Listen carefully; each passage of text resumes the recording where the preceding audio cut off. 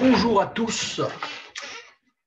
Alors, je remercie et je félicite notre président d'avoir pris cette initiative qui me paraît excellente de proposer aux professeurs de l'UTL de mettre à la disposition des adhérents des exposés hors programme.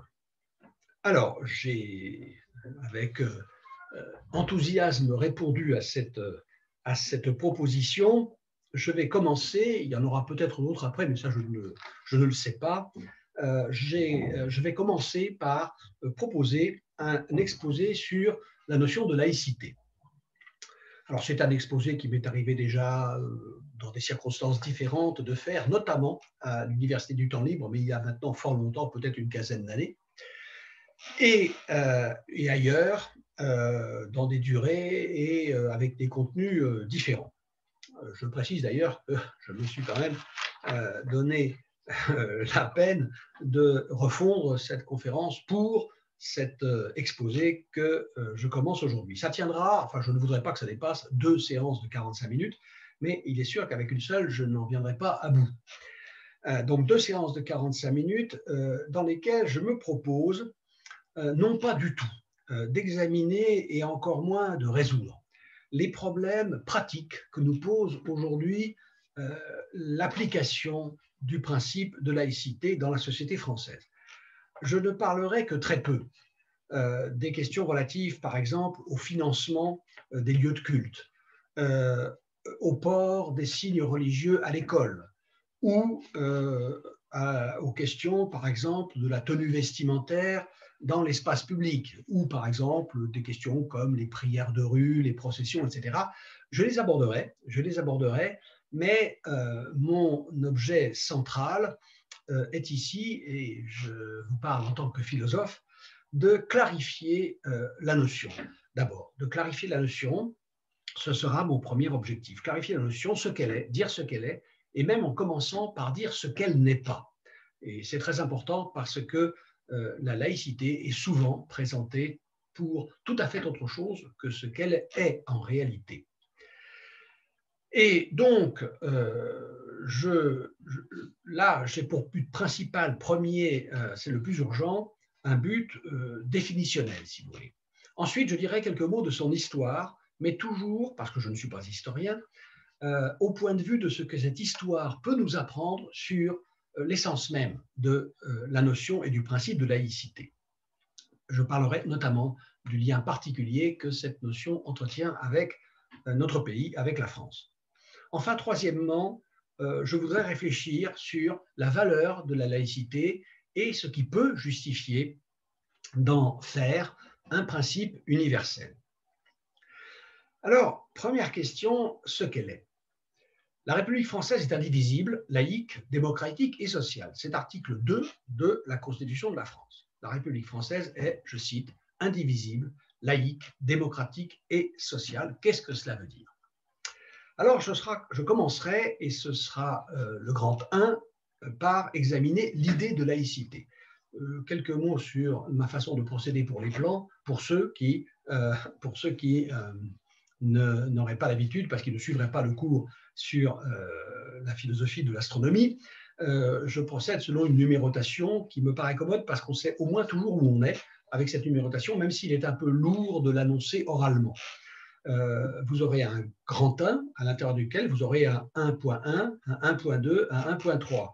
Et je me réserve le droit, à l'intérieur de chacun des points, d'introduire un sous-paragraphe en introduisant un point de plus. De toute façon, ne vous en faites pas, je vais mettre tout de suite le plan de cet exposé, je vais le mettre sur mon blog, et donc vous pourrez suivre l'exposé en ayant sous les yeux le plan, ainsi que les citations principales.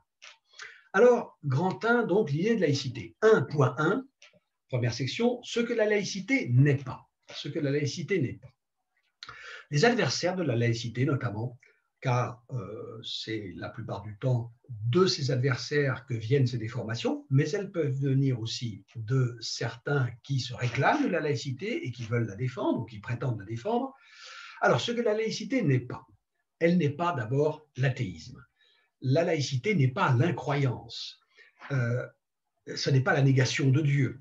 Lorsqu'un journaliste dit, et j'ai entendu ça à France Culture, il y avait dans l'Assemblée ou dans la manif ou je ne sais où, il y avait des laïcs et des croyants. Eh bien ça veut dire tout simplement ceci, qu'il ne sait pas ce que veut dire laïc. Il sait peut-être ce que veut dire croyant, mais il ne sait pas ce que veut dire laïc. Car un laïc peut être athée et un croyant peut, alors peut-être laïque, il peut être laïque, bien sûr, le croyant peut être laïque, et nous allons voir que la laïcité ne se définit pas du tout par une prise de position en faveur ou contre la thèse de l'existence de Dieu. On peut être de même athée et n'être pas du tout laïque. On peut être athée et mépriser et bafouer le principe de laïcité.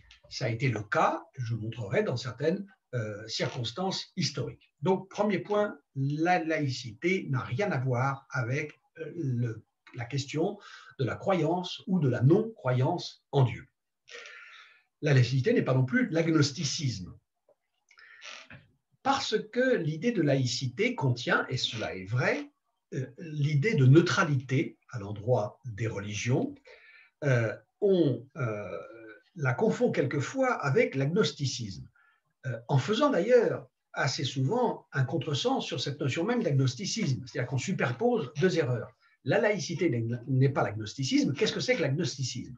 L'agnosticisme, c'est une position, on va dire, idéologique ou philosophique relativement à la question de l'existence de Dieu, ou d'autres questions métaphysiques d'ailleurs. Mais qu'est-ce qu'être agnostique?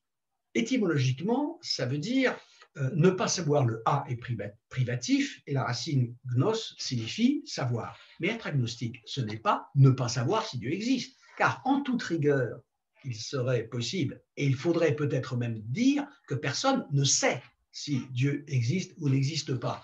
Et qu'au sujet de cette question, l'existence de Dieu, n'est possible qu'une croyance. Une croyance en son existence, une croyance en son inexistence. Le croyant se définit comme celui qui y croit, l'athée se définit comme celui qui croit que l'athée n'existe pas. Et en effet, cela est bien vrai. Quant à l'agnostique, ce n'est pas celui qui ne sait pas, c'est celui qui, ne sachant pas, ne se prononce pas, décide de ne pas prendre position. Et donc, ne nous laissons pas égarer par l'étymologie. L'agnosticisme, ce n'est pas le fait de ne pas savoir si Dieu existe, c'est le fait, ne sachant pas, de se dispenser de prendre une position quelconque au sujet de l'existence de Dieu. Toujours est-il que la laïcité n'est pas l'agnosticisme. La laïcité n'est pas non plus le relativisme. Si l'on entend par relativisme la conception qui consiste à considérer que toutes les croyances, que toutes les pensées, que toutes les opinions, notamment au sujet de l'existence de Dieu, se valent, alors la laïcité n'est pas du tout l'agnosticisme, le relativisme. Vous pouvez être relativiste. Vous pouvez considérer, par exemple, qu'en matière de religion, il n'y a ni vrai ni faux. À mon avis, vous avez complètement tort, car l'affirmation « Dieu existe », il faut bien qu'elle soit vraie ou fausse, dès lors qu'on a donné une signification suffisamment précise au concept de Dieu. Mais même si vous croyez qu'il n'y a pas de connaissance, qu'il n'y a pas de vérité dans la question de l'existence de Dieu, ce qui à mon avis est faux, eh bien, même si vous croyez cela, la laïcité n'est pas cette conviction-là. La laïcité n'est pas une pensée relativiste. Ça, c'est une accusation très fréquemment portée par les adversaires de la laïcité, qui disent, si vous défendez le principe de laïcité, alors vous êtes relativiste et alors vous estimez que tout se vaut. Non, ce n'est pas vrai du tout. Je reviendrai sur cette question. La laïcité n'est pas non plus une foi.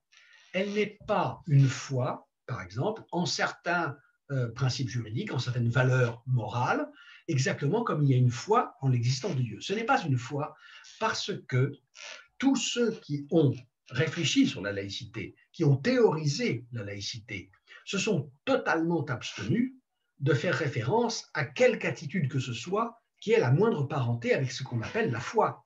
La laïcité est une position, c'est une position politique, c'est une position idéologique et philosophique, mais qui repose sur une approche rationnelle. Ce qui ne veut pas dire qu'elle est vraie. Après tout, celui qui croit quelque chose sur le mode de la foi a peut-être tout à fait raison de le croire, et est peut-être plus près de la vérité que celui qui, avec sa pauvre raison, avec sa petite faculté rationnelle à lui, avec sa lumière naturelle, ce qu'on appelait la lumière naturelle au XVIIe et XVIIIe siècle, essaye, en tâtonnant, de chercher la vérité. Donc, il est tout à fait possible que la foi soit une attitude bien supérieure à la raison en matière de recherche de la vérité. Ce n'est pas du tout ce que je crois, mais après tout, je ne peux pas l'exclure. En revanche, ce que je peux exclure, et alors là, sans aucun risque de me tromper, c'est que la laïcité n'est pas un principe qui est soutenu au nom d'un certain type de croyance qui relèverait de la foi. Je ne vais pas ici me lancer dans une définition de la foi. Je vais bientôt publier un petit bouquin. Je ne sais pas quand est-ce qu'il va paraître, parce que l'éditeur n'a pas l'air très pressé, mais je vais bientôt publier un petit bouquin sur la croyance. Et là, vous pourrez réfléchir à partir de là sur mon opinion quant à la nature de la foi. Mais ce qu'il faut souligner ici, c'est que la laïcité n'est pas une attitude qu'on adopte sur le mode de la foi. La laïcité n'est pas non plus une soumission idéologique aux principes républicains de la loi. Je répète, la laïcité n'est pas une soumission idéologique aux principes républicains de la loi. Alors ici, il faut être très clair et très prudent parce qu'on marche sur des œufs. On entend très souvent dire il est demandé aux croyants, je ne mentionne pour l'instant aucune religion particulière, aucune croyance particulière, mais suivez mon regard, on sait très bien à qui l'on pense en priorité, à qui l'on pense de façon privilégiée. Il est demandé aux croyants de placer les lois de la République au-dessus de la loi de Dieu. Ça, c'est ce qu'on demande. Voilà, on répète très souvent ça, on entend ça à longueur de journée sur les ondes. Il faudrait que les croyants soient disposés à placer la loi de la République au-dessus de la loi de Dieu. Alors là, je dis, vous ne pouvez pas leur demander une chose pareille. Tout ce que demande la laïcité, tout ce qu'exige le principe de la laïcité, qui est un principe juridique, eh bien, c'est, comme tous les principes de droit, qu'on obéisse à la loi, qu'on se soumette à la loi. Mais le principe de laïcité ne peut pas demander à quelqu'un qui croit qu'il existe un Dieu, qui est créateur de toutes choses, dont il est lui-même une créature, un Dieu qui est souverainement puissant, souverainement savant, il est omniscient, qui est souverainement bon, un Dieu qui peut-être va même être identifié à l'amour. Vous ne pouvez pas demander à quelqu'un qui croit ça de mettre au-dessus des commandements édictés par ce Dieu, au-dessus des commandements qui viennent de ce Dieu, une loi de la République qui est humaine, qui est partielle, qui est locale, qui est temporaire. Elle est apparue à un certain moment, elle sera remplacée par une autre. Les lois républicaines ne cessent de changer. Il n'y a pas toujours eu des lois concernant des phénomènes comme, par exemple, prenez par exemple l'excision, qui est une pratique religieuse. Eh bien, la loi républicaine ne l'a pas toujours condamnée. Peut-être demain condamnera-t-elle la circoncision, je n'en sais rien, je ne sais pas. Peut-être condamnera-t-elle, par exemple, je ne sais pas, de tuer des animaux pour telle fête religieuse. Non, la loi républicaine, qu'est-ce qu'elle demande? Elle ne demande qu'une chose, que vous vous teniez dans l'ordre de la pratique des actes. Le droit ne connaît que les actes. Que vous teniez dans vos actions, dans ce que vous faites, à la lettre de la loi. C'est tout ce qu'elle demande. Elle ne vous demande pas de considérer que la loi de la République vaut mieux que la loi de Dieu. Et du reste, j'ajouterais ceci. Qui parmi nous, alors là je mets dans le même sac croyants et incroyants, et jusqu'aux athées les plus farouches, jusqu'aux athées les plus résolus, qui parmi nous considère qu'il n'y a rien au-dessus de la loi de la République? Mais nous sommes tous convaincus qu'il existe des principes, qu'il existe des valeurs qui valent plus, qui valent mieux que les lois républicaines. La preuve, c'est que nous n'hésiterions pas longtemps à transgresser les lois républicaines si, et cela nous arrive quelquefois, cela s'appelle la désobéissance civile, nous n'hésiterions pas, ou même si nous hésitons, nous nous résoudrions peut-être, in fine, à transgresser la loi républicaine si nous considérions que cette loi est en violation et qu'elle transgresse des principes que nous plaçons plus haut, des principes d'éthique, des principes moraux ou des principes, pour certains, religieux. C'est-à-dire que nous sommes tous, en réalité, convaincus qu'il existe, je dirais, des normes, des valeurs, des règles, des principes qui se situent au-dessus, au-delà et qui valent plus et qui valent mieux que les principes républicains, que les lois républicaines inscrites dans les codes, dont on sait qu'ils changent à peu près tous les jours. Les lois changent, les lois se modifient, les lois disparaissent, les lois apparaissent. Elles sont relatives à un certain état de la société. Elles sont faites par des humains qui sont faillibles et surtout dans des circonstances qui vont évoluer et qui vont obliger à les modifier. Comment voulez-vous demander à un croyant de placer cette loi humaine au-dessus de la loi divine? Je me souviens dans un film récent qui est sorti sur les luttes pour l'avortement en Argentine, pour la légalisation de l'avortement en Argentine. On y voyait un député qui disait, voilà, moi je suis croyant, dans ma vie privée, je prie, j'applique les principes de ma religion, en l'occurrence il se disait chrétien, mais je laisse ma religion au vestiaire quand j'entre dans l'Assemblée nationale, où je suis député. Mais qu'est-ce que c'est que cette histoire? Enfin, je ne vois pas comment un chrétien pourrait, un musulman, un juif, je ne vois pas comment il pourrait laisser ses convictions religieuses en entrant dans une enceinte politique. Ça me paraît complètement aberrant. Et donc, j'en ai fini avec ce que la laïcité n'est pas. Pour dire globalement les choses, la laïcité ne coïncide avec aucune espèce de conviction idéologique ou religieuse. Alors maintenant, c'est le point 1.2, ce qu'elle est. Qu'est-ce que c'est que la laïcité? Ce qu'elle est. Eh bien, la laïcité n'est pas une croyance, elle n'est pas une foi, elle n'est pas une idéologie, elle n'est pas une conviction philosophique, même si elle peut être mise en relation et de façon, je dirais, consistante et intéressante avec tout cela. Mais elle est un principe juridique d'organisation de la société humaine. Je répète, la laïcité est un principe juridique d'organisation de la société humaine. C'est un principe dont le choix est de nature politique. Donc, par essence, discutable. Le principe de laïcité a été choisi historiquement, continue d'être choisi, continue d'être défendu par ceux qui le considèrent, et j'en fais alors résolument partie, comme éminemment préférable à son absence ou à tel ou tel autre principe opposé, contraire, voire contradictoire avec la laïcité. Mais c'est un principe d'organisation sociale parmi d'autres. C'est un principe qui, historiquement, géographiquement, culturellement, est de fait extraordinairement minoritaire dans l'ensemble des façons que l'humanité a imaginées pour s'organiser. C'est un principe qui est extrêmement local, culturellement, historiquement et géographiquement. Alors c'est un principe qui évidemment s'applique ailleurs que chez nous, en France ou même en Europe, mais de façon très différente. Et il faut bien comprendre que le choix de la laïcité n'est pas le choix de quelque chose qui s'impose avec une évidence telle que rien d'autre ne soit envisageable. On peut très bien être convaincu qu'un État théocratique, par exemple, est un État qui fonctionnera beaucoup mieux et à l'avantage, beaucoup plus certainement, des humains qui sont soumis à son autorité. Moi, je veux bien discuter avec des adversaires de la laïcité. Et donc, pourquoi ? Parce que la laïcité me paraît être un principe éminemment préférable à tout autre principe juridique d'organisation de la société, mais pas, je sais bien qu'il n'est pas unique, et que par conséquent, il est l'objet d'un choix, d'une préférence.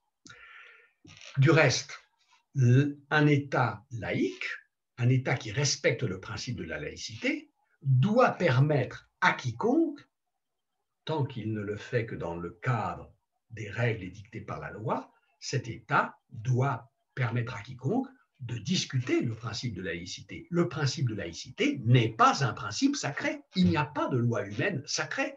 Il n'y a pas de principe juridique sacré. La forme républicaine de l'État, est-il écrit dans le préambule de la Constitution, ne peut pas être contestée. Notre Constitution comporte l'interdiction de remettre en cause la forme républicaine de l'État. C'est très bien, mais c'est un principe politique. C'est encore une question de choix que de promulguer une constitution qui fait de la République un principe intangible. Je ne vois pas pourquoi la République serait un principe absolument intangible. C'est un principe qui me paraît préférable et c'est un principe dont je préfère qu'il soit la préférence de la majorité, pourquoi pas de l'unanimité des gens qui m'entourent. Mais je sais bien que le principe de laïcité est un principe qui est permis de discuter. Alors, ce principe, je l'organise autour de 3 exigences, de 3 obligations, si vous voulez. Alors, c'est là que je vais introduire des sous-parties. Donc, 1.2, ce qu'est la laïcité. Après, 1.1, ce qu'elle n'est pas.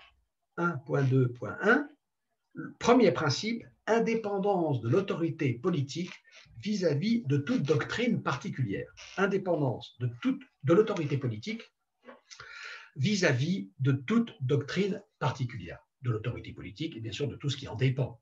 Autorité administrative, par exemple.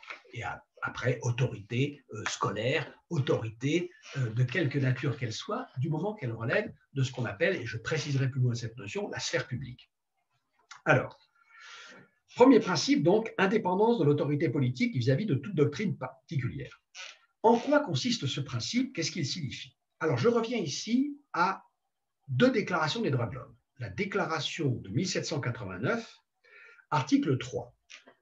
Déclaration du 26 août 1789, article 3. Je lis cet article. Le principe de toute souveraineté réside essentiellement dans la nation. Nul corps, nul individu ne peut exercer d'autorité qui n'en émane expressément. Je relis. Le principe de toute souveraineté réside essentiellement dans la nation. Nul corps, nul individu ne peut exercer d'autorité qui n'en émane expressément. Déclaration universelle des droits de l'homme de 1948, article 21. Je cite, « La volonté du peuple est le fondement de l'autorité des pouvoirs publics. » La volonté du peuple est le fondement de l'autorité des pouvoirs publics. Des termes différents ont été choisis, et il serait intéressant de réfléchir, mais je ne le ferai pas ici, sur la différence qui sépare, sur les différences qui séparent ces 2 formulations, mais des termes différents pour dire la même chose. La souveraineté, le principe de toute souveraineté, la souveraineté, c'est le statut d'un pouvoir qui décide en dernière instance, un pouvoir au-dessus duquel il n'y a rien. Sinon, des principes que cette souveraineté reconnaît elle-même. Sinon, des principes, des normes, des lois, des règles, des valeurs, que sais-je encore, que cette instance a elle-même reconnues. Un État n'est souverain que si personne ne peut décider à sa place.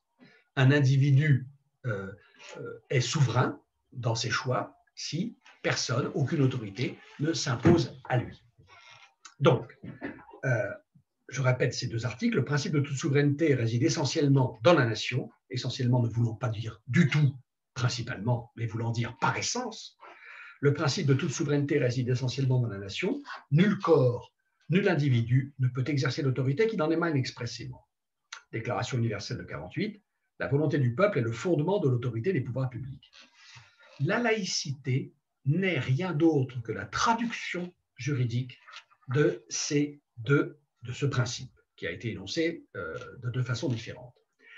Il signifie, ce principe, que la société humaine trouve en elle-même le fondement de son organisation et qu'il y a, si vous voulez, une immanence du social et du politique à eux-mêmes. Immanence s'oppose à transcendance. Cela veut dire que la société humaine ne regarde, pour ce qui concerne la détermination de son organisation politique, juridique, elle ne regarde comme légitime aucune autorité qui ne vienne d'elle-même, qui ne soit en elle-même. Immanence donc de la société humaine à ses propres choix d'organisation politique, elle n'a pas à se soumettre, une société, un peuple, n'ont pas à se soumettre à une instance, à une volonté transcendante qui viendrait s'incarner, qui viendrait se réaliser dans un corps ou dans un individu. Nul corps, nul groupe d'humains, nulle institution humaine, nul individu humain n'est légitime à se présenter comme le porte-parole, comme l'émanation, comme l'expression d'une volonté transcendante qui serait extérieure à celle de la société humaine, du peuple lui-même. Et donc, la laïcité n'est rien d'autre que la traduction juridique sous un certain aspect, sur un certain plan, de ce principe de souveraineté.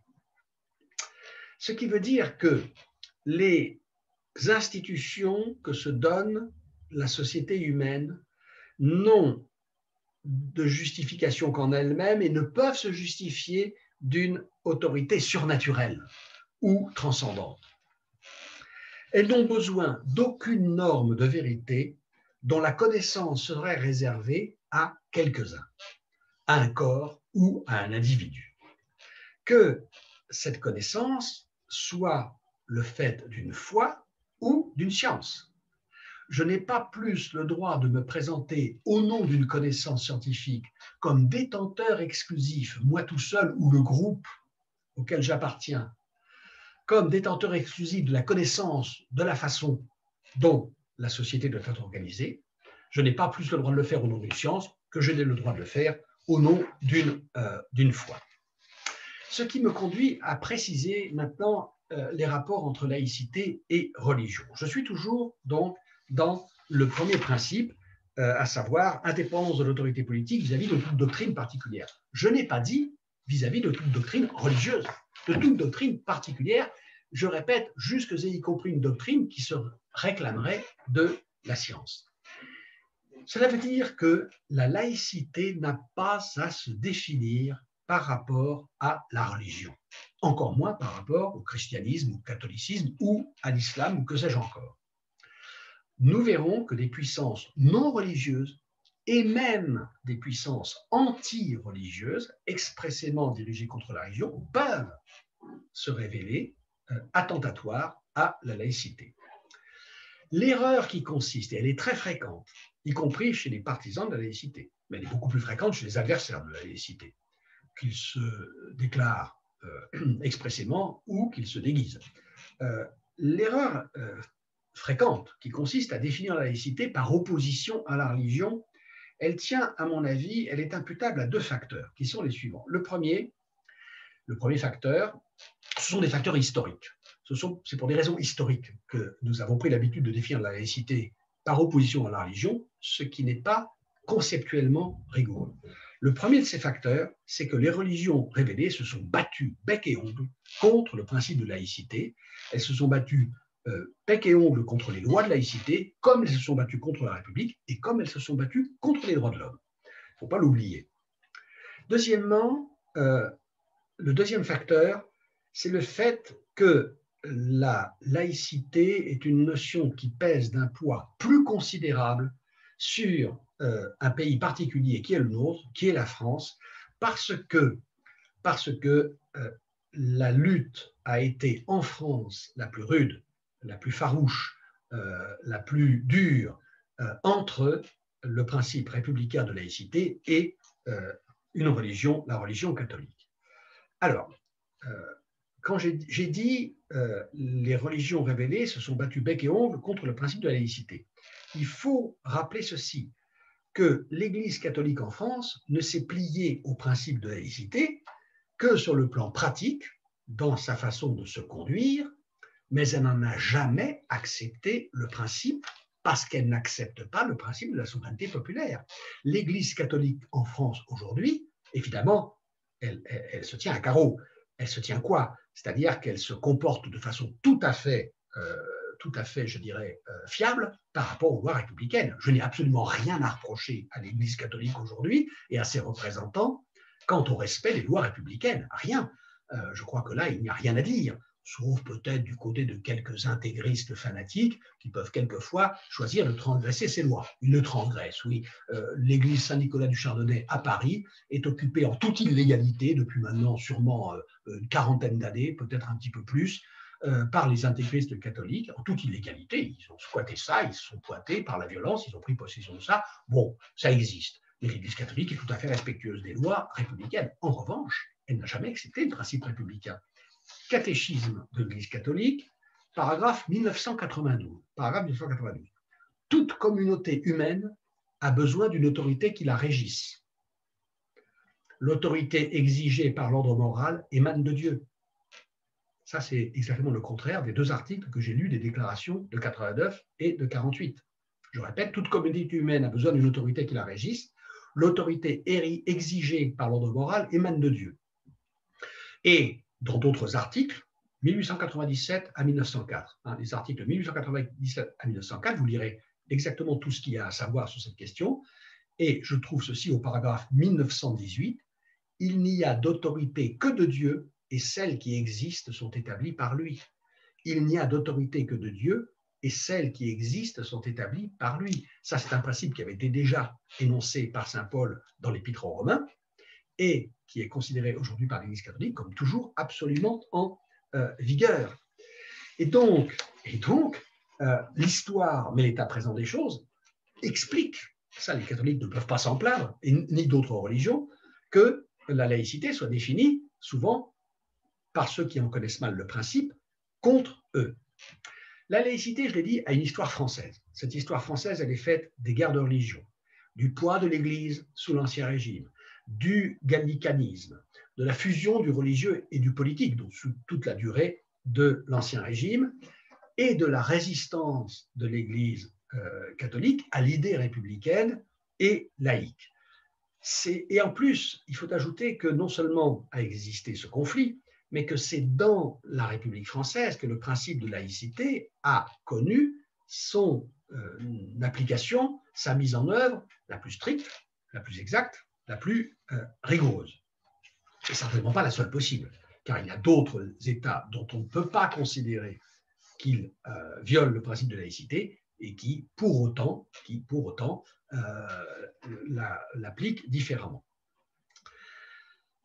Seulement, à définir la laïcité par rapport à la religion, on risque de la ramener aux circonstances contingentes, purement historiques de sa naissance ou de son existence. Or, il ne faut pas confondre une idée avec les circonstances historiques dans lesquelles elle est apparue et dans lesquelles elle a eu à s'imposer. C'est-à-dire que, par exemple, on dit le théorème de Pythagore. Mais le théorème de Pythagore, il n'est pas pythagoricien, je veux dire, il n'a rien à voir avec Pythagore. Sa vérité n'est ni pythagoricienne, ni même grecque. Ce n'est pas un théorème grec. C'est un théorème qui a été découvert par un grec, Pythagore, en Grèce à une certaine époque, mais sa validité est universelle. Et si la laïcité peut se prévaloir d'une validité universelle, ce qui, je le répète, est tout à fait discutable, si la laïcité peut se prévaloir d'une valeur universelle, cette valeur universelle doit s'établir, doit se prouver indépendamment de l'histoire, et en particulier de l'histoire de la France. Alors maintenant, un dernier point sur ce premier principe de la laïcité, pour préciser encore une fois cette notion d'indépendance par rapport de l'autorité politique par rapport à toute doctrine particulière. Un petit peu d'étymologie. C'est le point 1. Attendez, que je ne m'y perde pas moi-même. 1.2.1, on est toujours dans l'indépendance de l'autorité politique vis-à-vis de toute doctrine particulière. Alors, un peu d'étymologie. Laïcité, ça vient du latin laicus. Laïcité vient du latin laicus, qui veut dire commun, ordinaire. Le terme de laïcité est récent. Il n'est apparu dans le dictionnaire Littré qu'en 1871. Alors, le mot laïque, les mots laïques, que ce soit avec un C ou avec QE, qui sont à la fois nom et adjectif, forment ce que les linguistes appellent un doublet avec un mot tombé en désuétude, qui est le mot laï, L-A-I.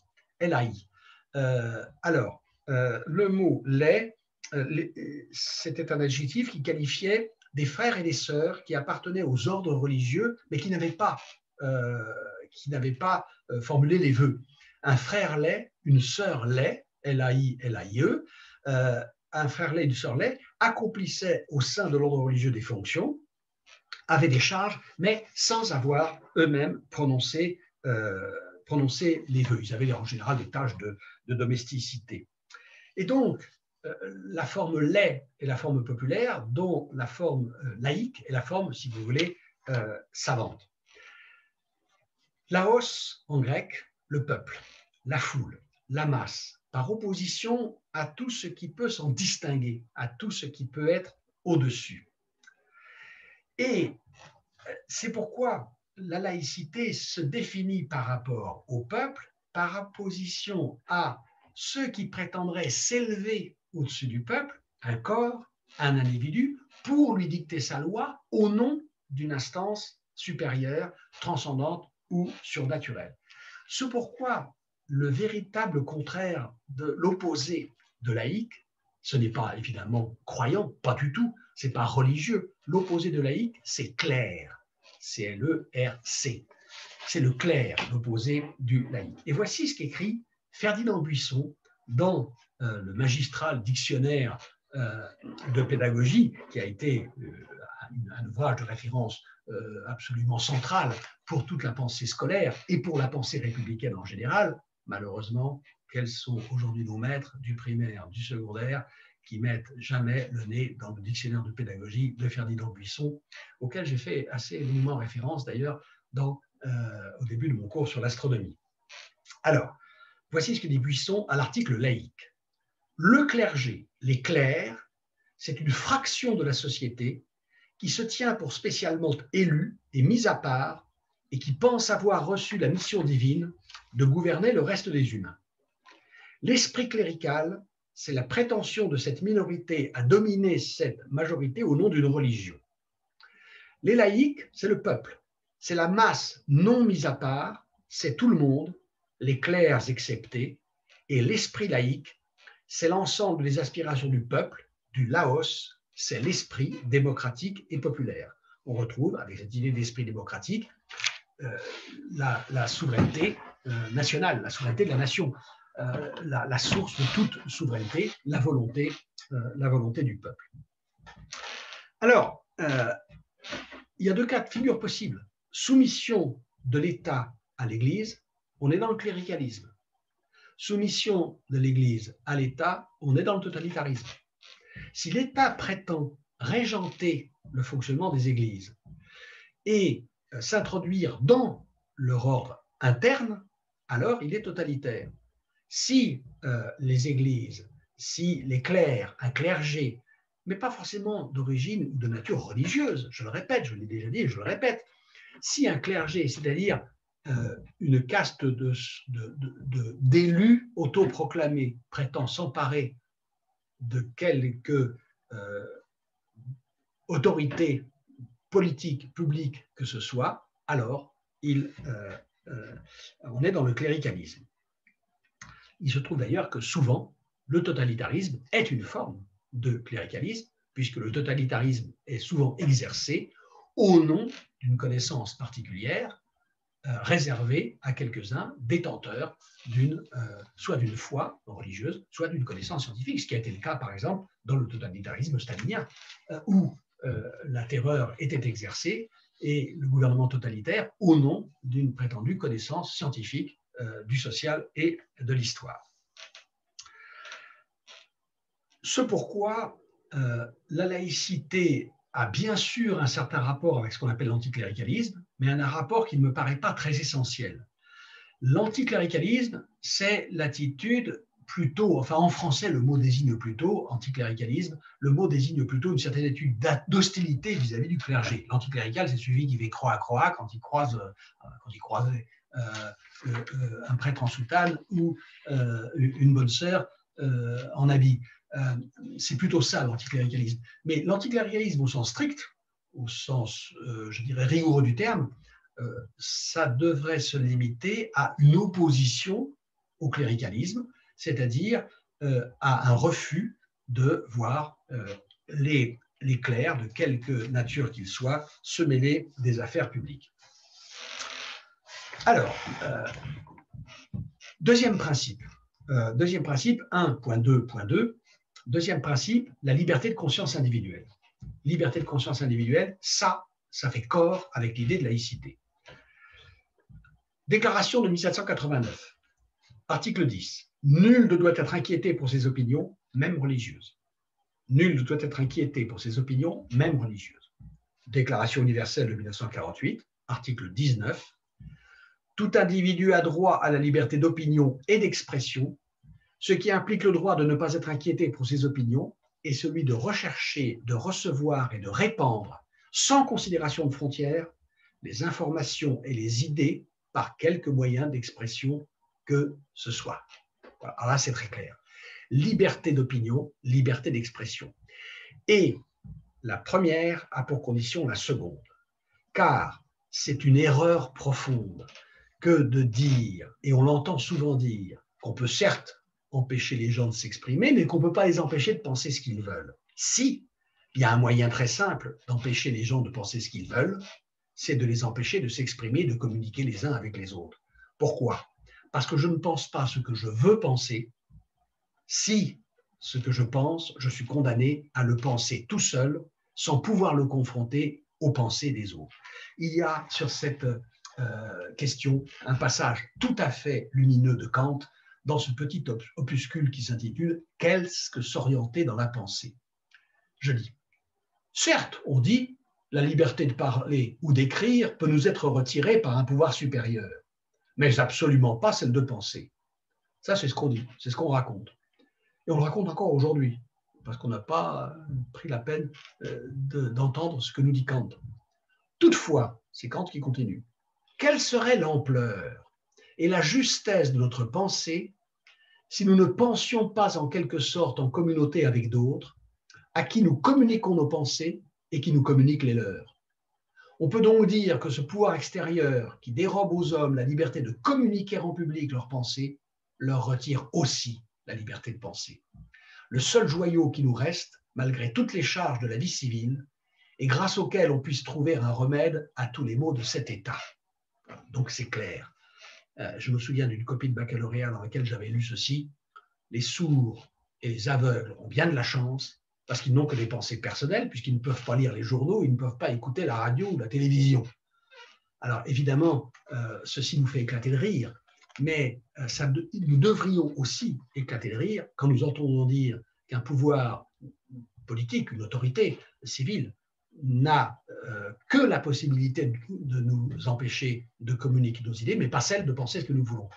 Le fort intérieur, FOR, ce n'est pas un fort, F-O-R-T, c'est-à-dire que ce n'est pas une citadelle à l'intérieur de laquelle rien ne doit entrer et d'où rien ne doit sortir. Ça, c'est donc le deuxième principe. La prochaine fois, puisque j'arrive au bout des 45 minutes, j'examinerai le troisième principe qui s'énonce de la façon suivante. Ce sera le point 1, point 2, point 3, neutralité de l'État et séparation avec les églises. Neutralité de l'État et séparation avec les églises. Je m'en tiendrai à cette deuxième séance de 45 minutes parce que je ne veux pas transformer cette exposé sur la laïcité en un cours bis. Donc, il y aura une deuxième partie de cet exposé dans la deuxième séance qui arrivera très bientôt. Et je vous rappelle que sur mon blog, je fais tout de suite figurer le plan et les citations de cet exposé. Je vous remercie et je vous dis à tout à l'heure ou à plus tard pour la seconde partie.